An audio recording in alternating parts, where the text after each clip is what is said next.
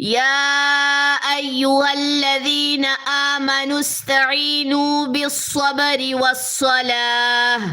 إن الله مع الصابرين ولا تقولوا لمن يقتل في سبيل الله أموات بل أحياء ولكن لا تشعرون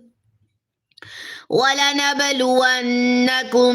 بشيء من الخوف والجوع ونقص من الأموال والأنفس والثمرات وبشر الصابرين الذين إذا أصابتهم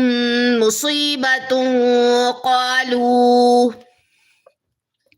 قالوا إنا لله وإنا